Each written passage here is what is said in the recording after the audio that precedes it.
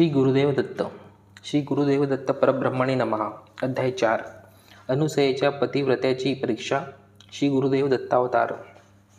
सिद्धमुनींना उद्देशून जिज्ञासू नामधारकाने भगवान ब्रह्मा विष्णू महेश्वराचा बालक वेशात झालेला श्री गुरु दत्तात्रेयावतार, श्री गुरु दत्तात्रेयाचे रूप तसेच अत्री मुनी व त्यांची पत्नी महासती अनुसया देवीचा पूर्ववृत्तांत सविस्तर विशद करून सांगण्याची सविनय विनंती केली. सिद्धमुनींनी ते मान्य केले व म्हणाले, हे सगुण संपन्न पुण्यात्मा नामधारका, तुझी गुरुभक्ती अभूतपूर्व तथा निर्विवाद आहे. तुझे मन गुरुचरण कमलांशी निरंतर स्थायिक होऊ दे, कारण स्वतः भगवंताला गुरुभक्ती प्रिय आहे. गुरु हे शक्तीचे सर्वात प्रभावी केंद्र आणि भगवान श्रीकृष्णाचे शाश्वत सहकारी आहे. गुरूंच्या प्रेमळ चरण कमलांच्या सावलीत तुझी भरभराट होऊ दे. परिशोधक बुद्धीचा माझा शिष्य तू धन्य आहेस. तू खरोखर भाग्यवान आहेस की जिज्ञासू मनाचा आशीर्वाद तुला लाभला. उत्तम आचरणामुळे आंतरिक आत्मा जागृत होतो. तुला शिष्यवृत्तीची भावना असल्याने तू गुरूंशी संपर्क साधला आहेस. आता मी तुला अत्री मुनीचे पूर्वांग सांगणार आहे, जे श्री दत्तावताराशी संबंधित आहे. खरोखर तू केलेल्या अत्युत्तम प्रश्न गुरुभक्तांसाठी उद्धारक आहे. तुझ्या प्रामाणिक प्रश्नामुळे मला अखंड गुरुलीलेचे स्मरण झाले आहे. गुरुलीला अनाकलनीय कल्पनातीत आहे. जेव्हा सर्वोत्तम शिष्य भेटतो तेव्हा जीवनातील सर्वोत्कृष्ट प्रसंग आठवतात. त्यामुळे मला आता श्री गुरुचरित्राशी निगडीत प्रसंग आठवले आहेत. अत्री मुनींचा पूर्वांग ऐकून तुझी गुरुभक्ती दृढ होईल. फार क्वचितच एखादा गुरुभक्त होतो. भगवत कृपेनेच या युगात गुरुभक्ती साधता येते. भगवत प्राप्तीचे रहस्य गुरुप्रती असलेल्या भक्ती तत्वाचे पालन करण्यामध्ये आहे. परमार्थिक तत्व गुरुभक्तीत साठलेले असते. गुरुभक्त भक्तीच्या पाशाने बांधला जाऊ शकतो. एखाद्याच्या आयुष्यात जे टिकते ती म्हणजे फक्त दृढ श्रद्धा आणि भक्ती, आणि अन्य काहीच नाही. इतर सर्व साधने विनाशाच्या अधीन आहेत. गुरुपद सर्वोच्च आहे आणि त्यापेक्षा वरचे आणि श्रेष्ठ काहीही नाही. नामधारका, पूर्वी हे संपूर्ण विश्व जलमय होते. भगवान श्रीमन्नारायणच जलरूपाने ब्रह्मांडात आवृत्त झाल्यामुळे वेद जलसागराला आपो नारायण म्हणून संबोधित करत. तेव्हा अन्य काही नव्हते. जलरूपाने सर्व भूतलामध्ये वास करणाऱ्या वासुदेवाला एकदा सृष्टी रचनाची इच्छा झाली. तेव्हा हिरण्यगर्भ नावाचे एक सुवर्णवर्णाचे अंडे उद्भवले. ते ब्रह्मांड म्हणून प्रचलित झाले. श्रीमन्नारायणाच्या रजोगुणामुळे ब्रह्मदेव जन्मला. त्यालाच हिरण्यगर्भ म्हणतात. एवढ्यात देवमानवाचे 1 वर्ष निघाले. क्रमेण ब्रह्मांड, भूमी आणि आकाश विभाजले गेले. तेव्हा ब्रह्मदेवाने 14 भुवन, दशदिशा, मन, वाणी, काम, क्रोध व इतर मानवी प्रवृत्ती निर्माण केल्या. पुढील सृष्टी रचनेच्या व्यवस्थेसाठी ब्रह्मदेवाने आपल्या मनातून 7 श्रेष्ठ पुत्राची निर्मिती केली. त्यांची नावे मरीची, अत्री, अंगिरस, पुलस्त्य, पुलह, कृत आणि वसिष्ठ. त्यांना ब्रह्मदेवाचे मानसपुत्र म्हणतात. अत्रिमुनी हे ब्रह्मदेवाच्या 7 मानसपुत्रांपैकी एक आहे. अत्रिमुनी निरीश्य तसेच महातपस्वी होते. अत्रीपासून सुरू होऊन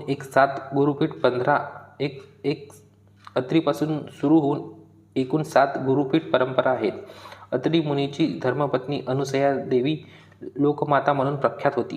तिचा असा विश्वास होता की तिचा पती तिच्यासाठी स्वतःच देव आहे आणि तिच्या पतीशिवाय दुसरा देव नाही. पती सेवाच ईश्वराची पूजा असते. या दृढ निश्चयाने ती अत्यंत भक्तिभावाने आणि दक्षतेने अनवरण पतिसेवेत निरत असे. आपल्या पतीच्या अनुकरणीय सेवेत पूर्णपणे व्यस्त असल्याने ती इतर सर्व गृहिणींसाठी एक आदर्श होती, कारण तिच्यात सर्व उदात्त गुण साठलेले होते. ती सदैव तिच्या पतीला समर्पित होती.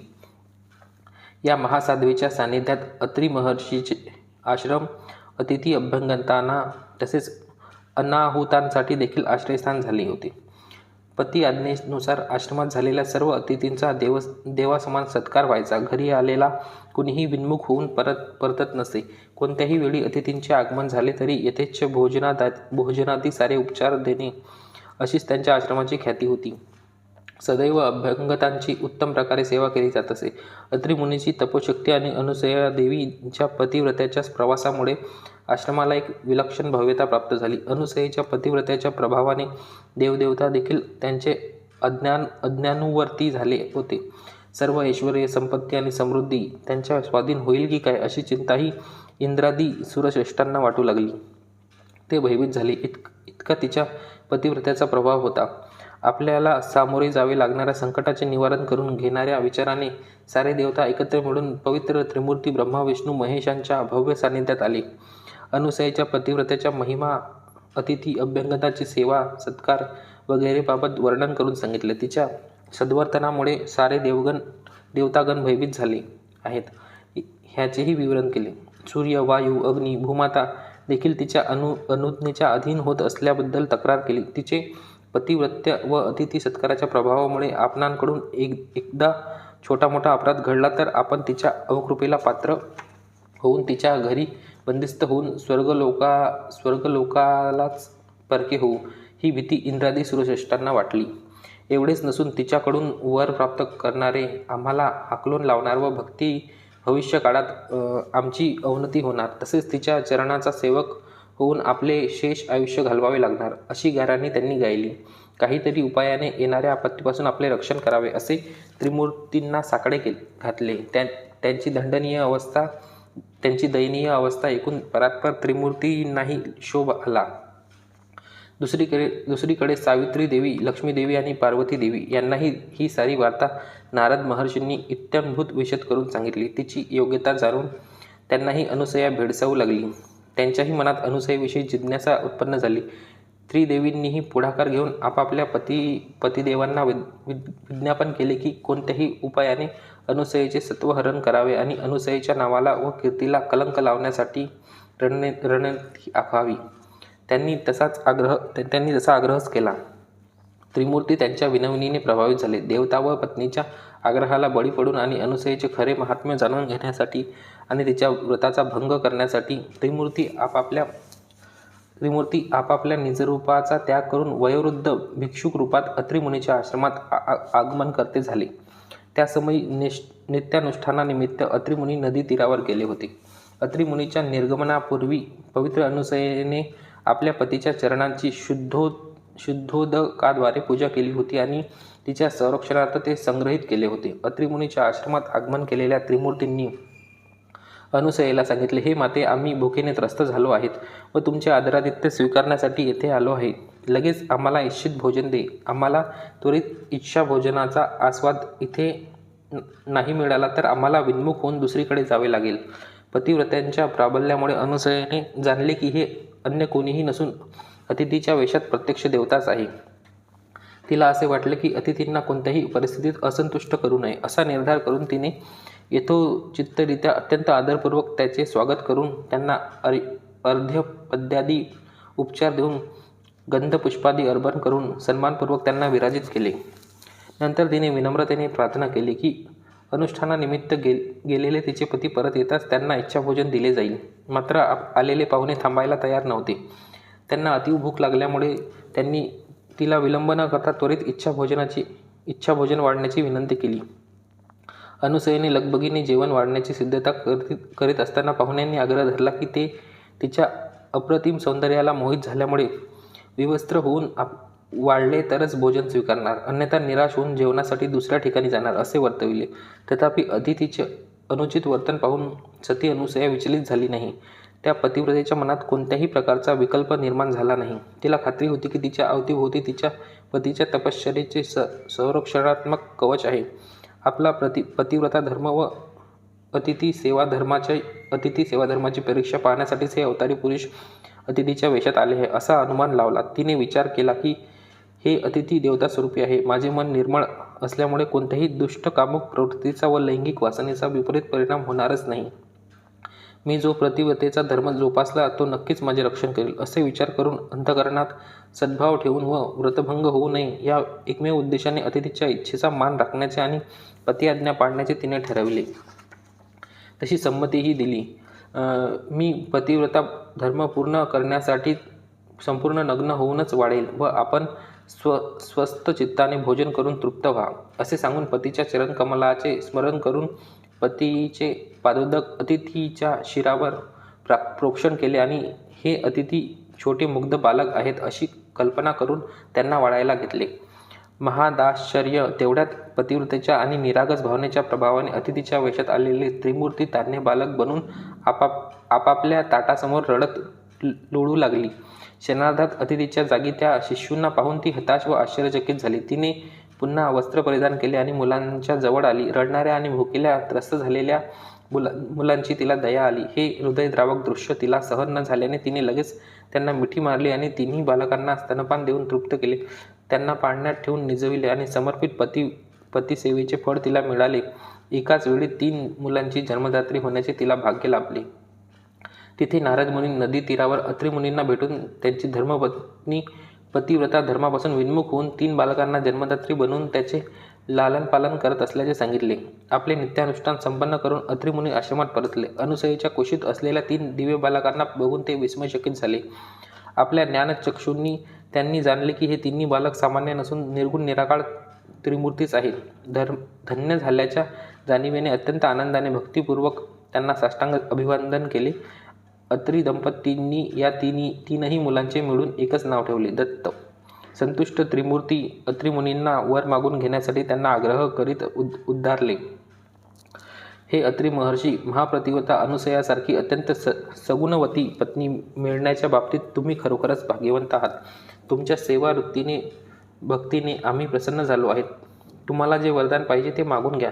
दुसऱ्या बाजूला अनुसयेची सत्वपरीक्षा घेण्यास पाठवलेले आपापले पती अजूनही परत आले नाहीत म्हणून सरस्वती, लक्ष्मी, पार्वती अतीव चिंतित संतप्त झाल्या. त्यांना दीर्घकाळ पतीच्या वियोगाची वेदना सहन झाली नाही. त्यांनी त्रिकालन यांनी नारद मुनींची भेट घेऊन अत्रि मुनीच्या आश्रमात घडलेला विषय जाणून घेतला व शीघ्र आश्रमात पोहोचल्या. आश्रमात अत्रि दंपतीने दिव्य मातांचा गौरव करून त्यांचे आदरपूर्वक स्वागत केले आणि त्यांचा सत्कार केला. तिथे बालकांना पाहून त्यांना आश्चर्य वाटले. लहान बाळाच्या रूपात असलेल्या आपल्या पतींना त्या ओळखू शकल्या नाही. स्वतः अनुसया देवीने देखील त्यांचा परिचय करून दिला. तेव्हा त्या तिन्ही देवींनी अत्रि दंपतीजवळ पती भिक्षा मागितली.